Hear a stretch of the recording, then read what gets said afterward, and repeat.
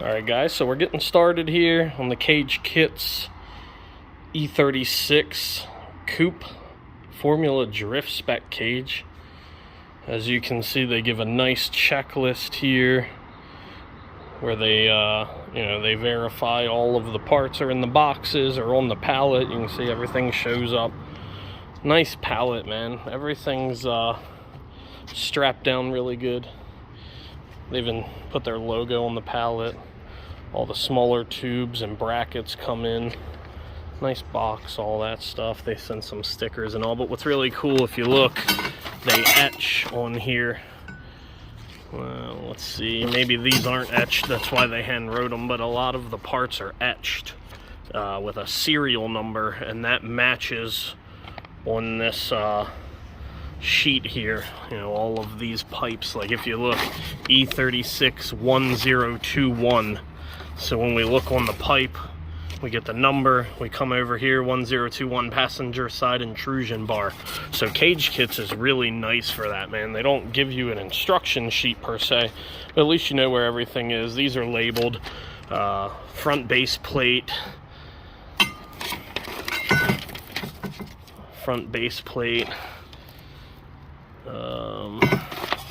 passenger side. They didn't label them, but one will be driver, one will be passenger, obviously. These are the rear plates. You can see there with the etching on them.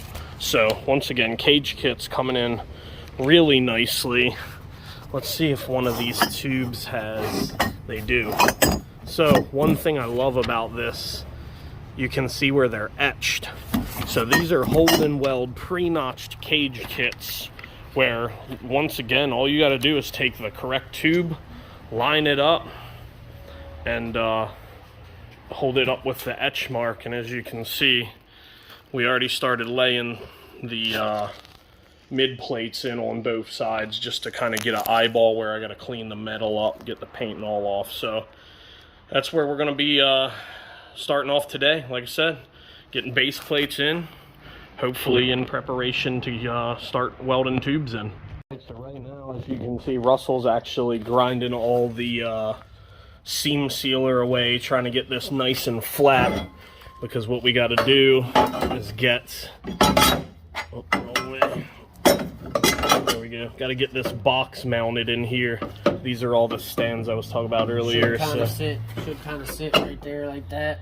Yeah. That way this gap and that gap can all not be gaps anymore. Yep, so we're trying to make it not gaps anymore.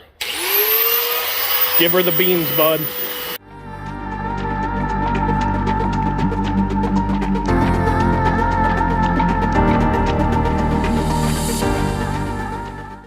Alright, so we got the first plate welded in, or tacked in, I should say. It's not really welded, just got a couple tacks holding it.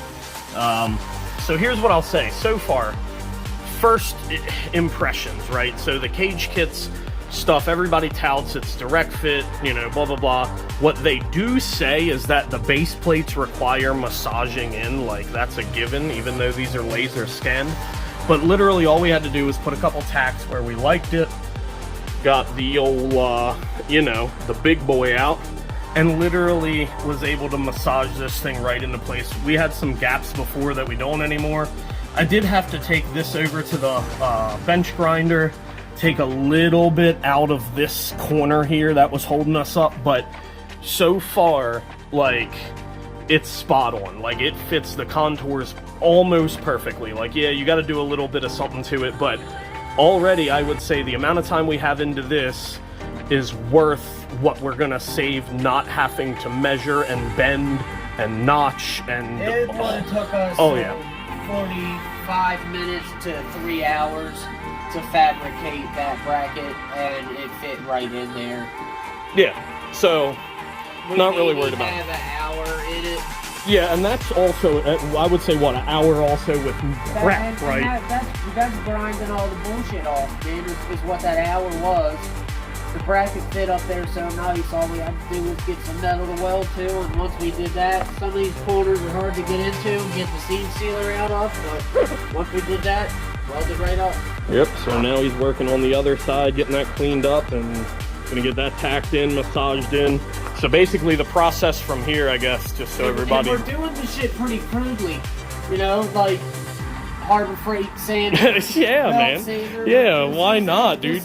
We're All my money's tied up in race car parts. I can't afford fancy tools. Out too, Yeah. Mistake, and the wire brush going, but Yeah, no, I spent all my money on race car parts. I can't afford nice tools. So anyway, yeah, we're gonna get back to plugging at it. Like I said, we've got to do this literally for all of these. There's boxes here, boxes. I've just got them laid kind of where they go.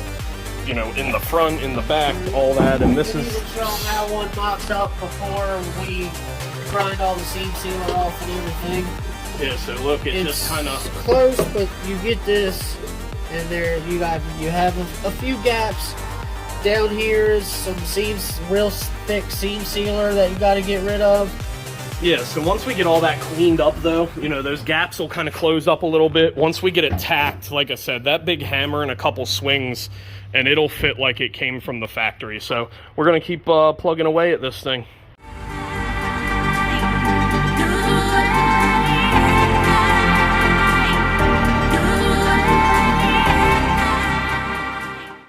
All right, so we got plate number 2 tacked in, just tacked for now.